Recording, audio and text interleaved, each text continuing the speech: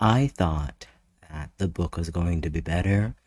I was very disappointed. Hello and welcome back to my channel. My name is Eltonin, and here we talk about fashion, lifestyle, and media with a little bit of an alternative twist. And now today's video is going to be about a movie that came out recently.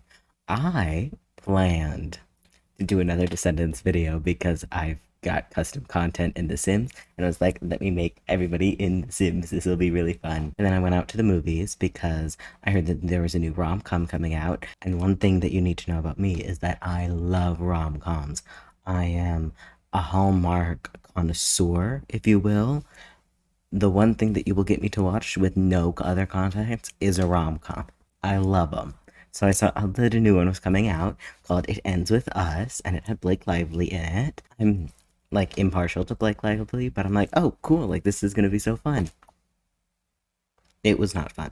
If you didn't know, like I didn't going into the movie, It Ends With Us is about domestic violence, which apparently Blake Lively can't say. But then I found out that it was based on a book, so I was like, okay, cool, let's go read the book. Like, even going into the book with the knowledge of what happens in the movie, I was still not prepared for it. I don't know how to discuss that. And then I kind of got into like a spiral of looking at all of the different like interviews and everything because now there's a TikTok rabbit hole. Apparently, people have been discussing this for ages, and I've just been wee gone over my head. I do see a lot of people discussing the movie and the drama. I wanted to focus in on something that I do actually know a lot about, and that is fashion, and specifically like the costumes in the movie. Now, with the context of the book, did you know that Lily was supposed to be like 23? I didn't know that.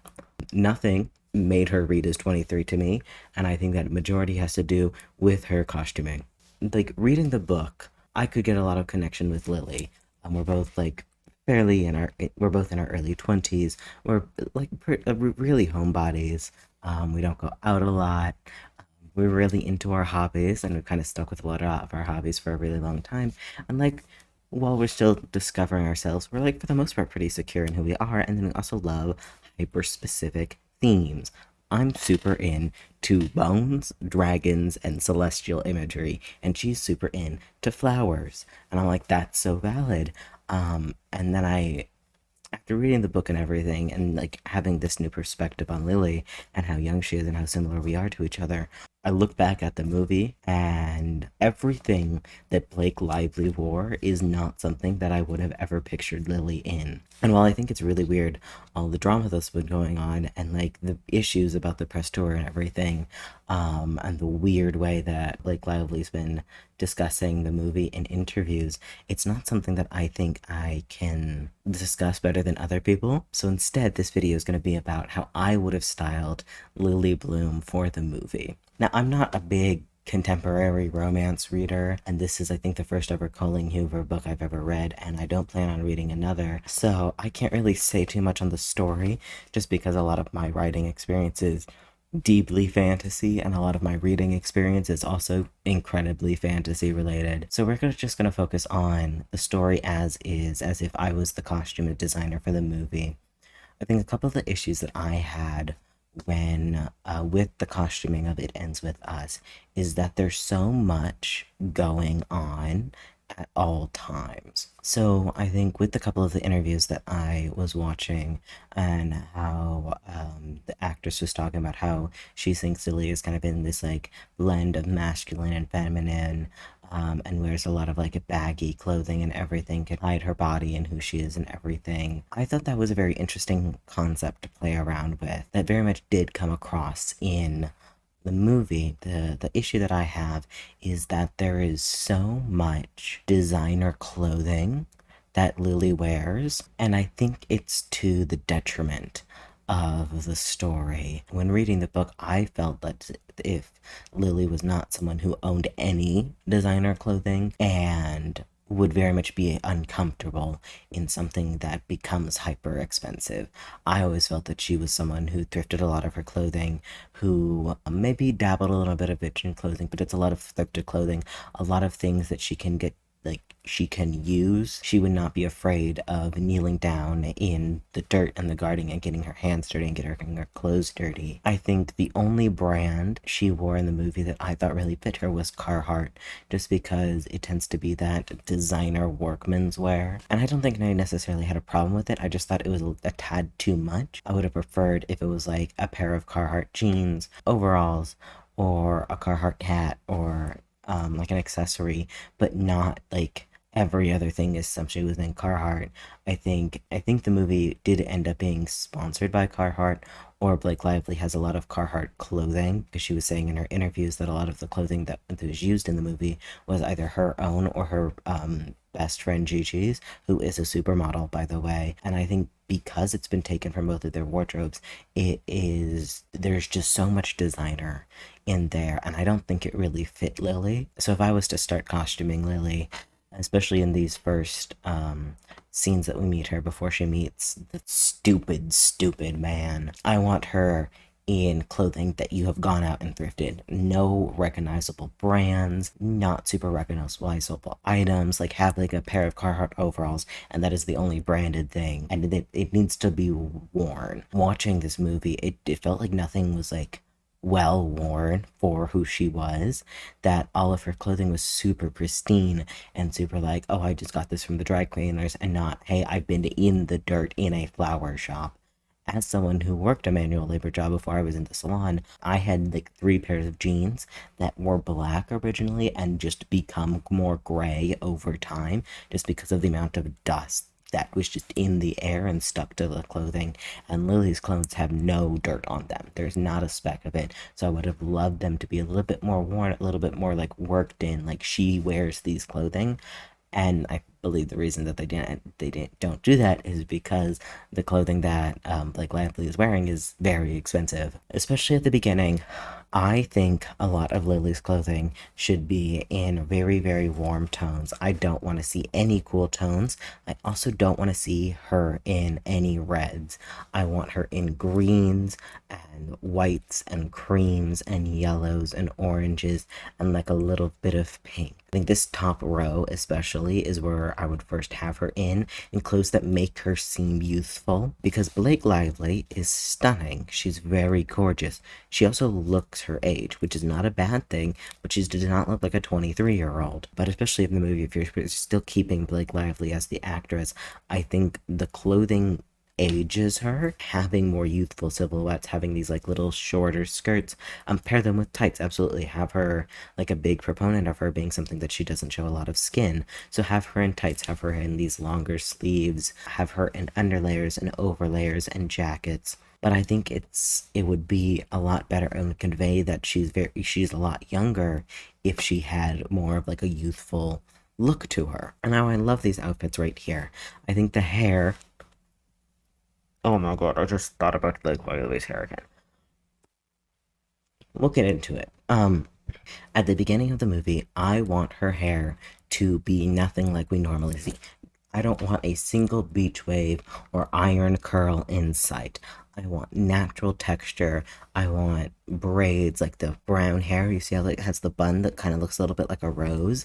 I love that. Or like the one right beside us with all the clips in it, where it's all the natural curls, or even like a fun little ponytail like this, where she's having fun, she's experimenting, like she's artsy and fun, and she tucks little flowers into her braids and into her hair and behind her ear, where it's not just that she is in flower themed clothing or floral themed clothing. She is wearing her flowers. I'm a huge proponent of flower language, okay?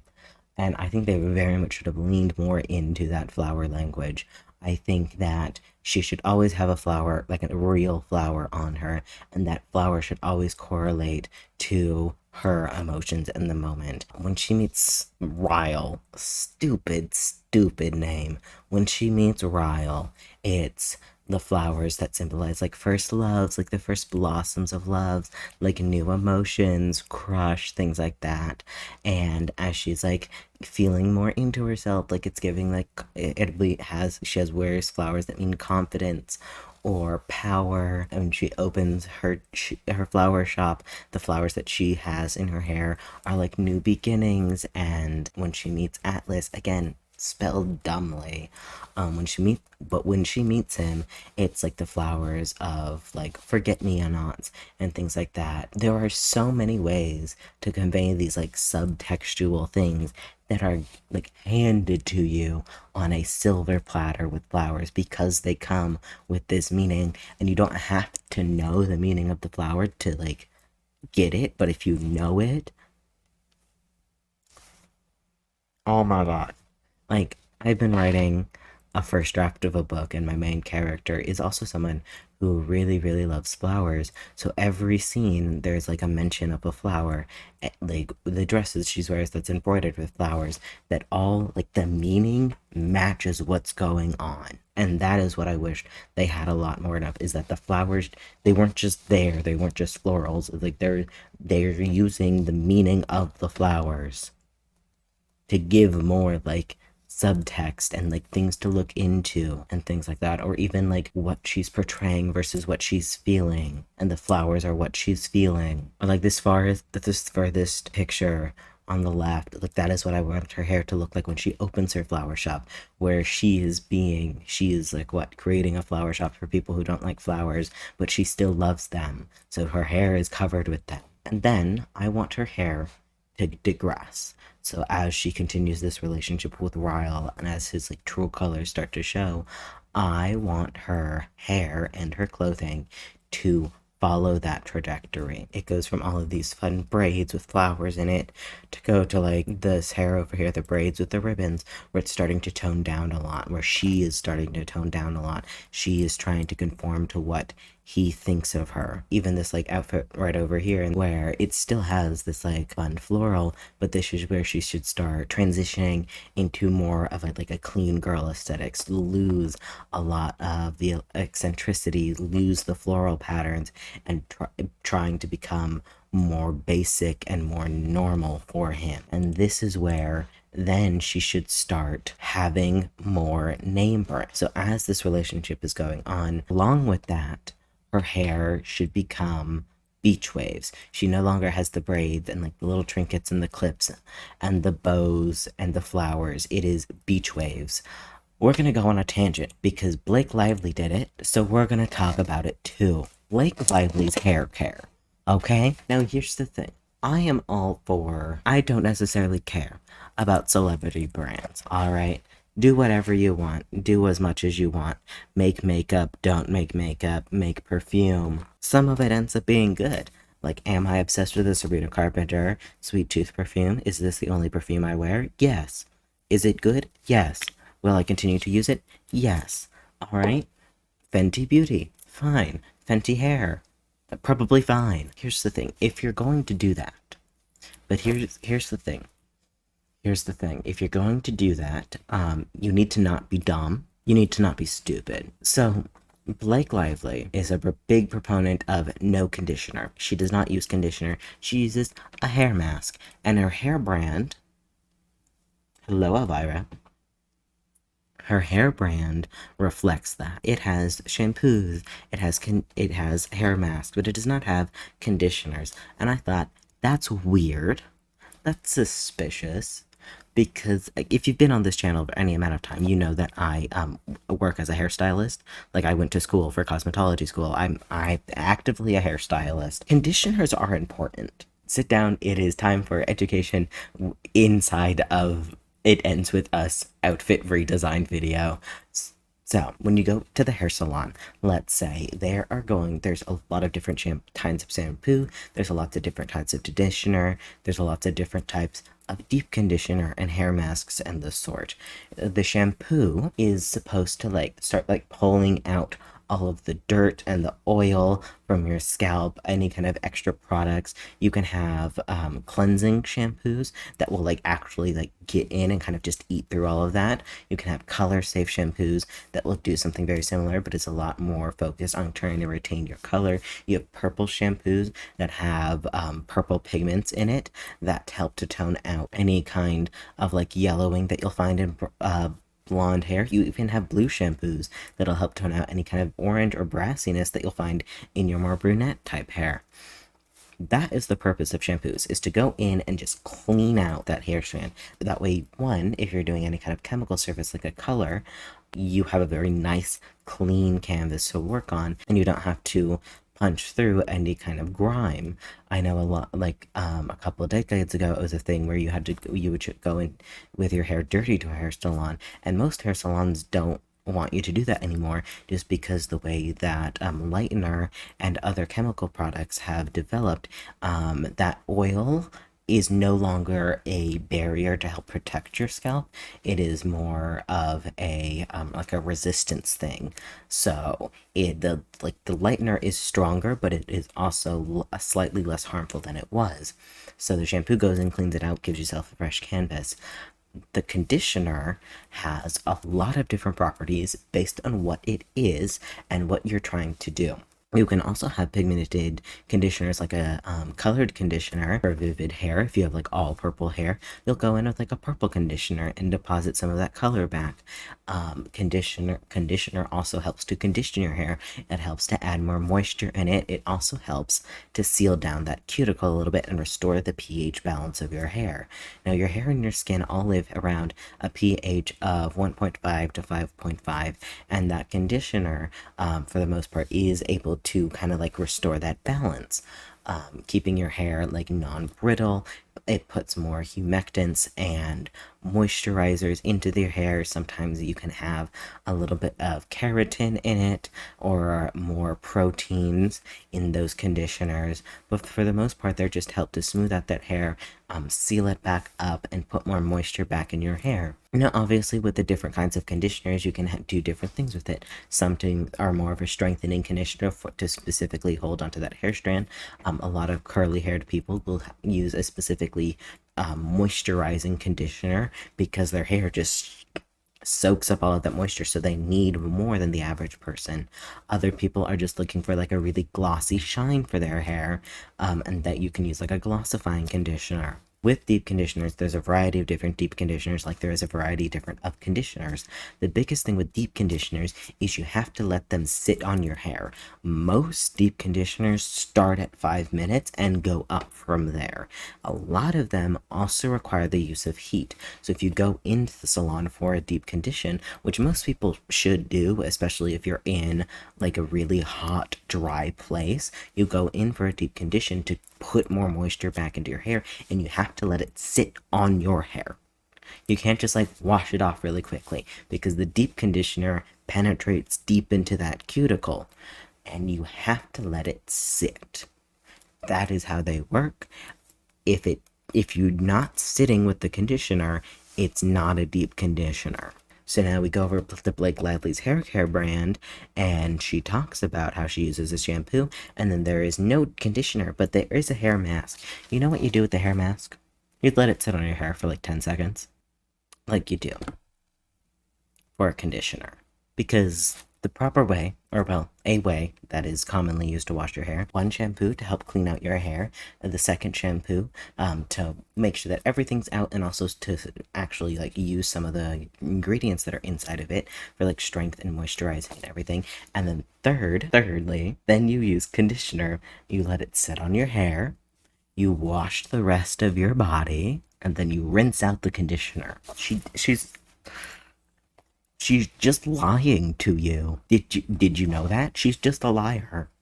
The hair mask is a conditioner. Oh my god. It's so dumb. She doesn't have to say that she doesn't use conditioner, because she uses conditioner. Like, I don't know what salon and what hairstylist is telling her that she's using a she's using a conditioner. You can have conditioning shampoos. You can have conditioning hair masks, but you can't do that. It makes me so angry. It makes me so angry.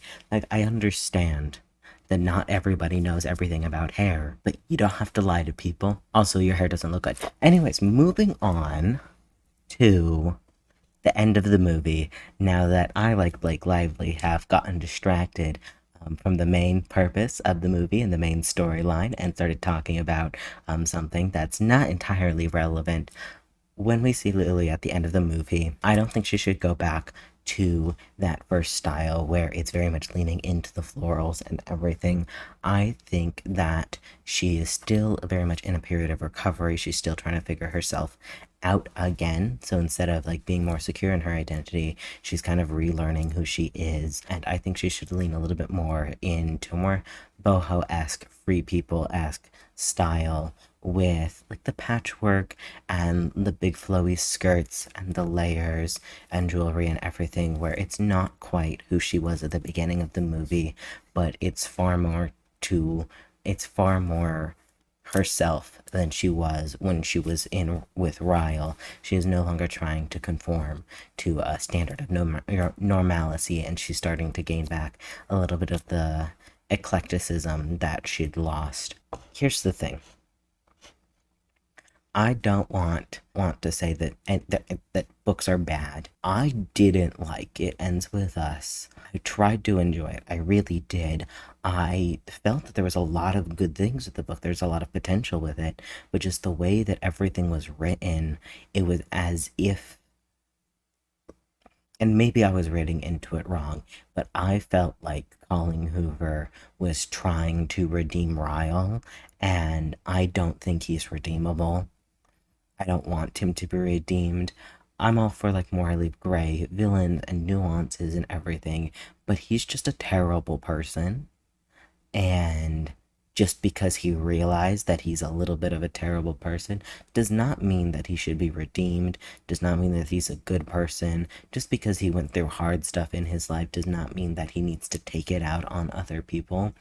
And I'm glad the book ended with Lily being able to leave, and I'm glad in some ways too that the movie was a little bit less that didn't get to the extreme that the book did, because especially with domestic violence, there is no time where you have to suffer through before it's justified to leave.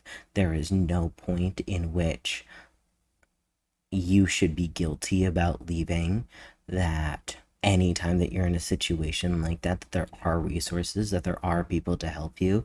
And I just feel like with Blake Lively avoiding all of the questions in a movie that she has proclaimed to be a little like a rom-com, like a fun night with friends to wear your florals and go out and have like a Barbie movie experience, but it's not a Barbie movie. It's not fun. It's heartbreaking and like bad.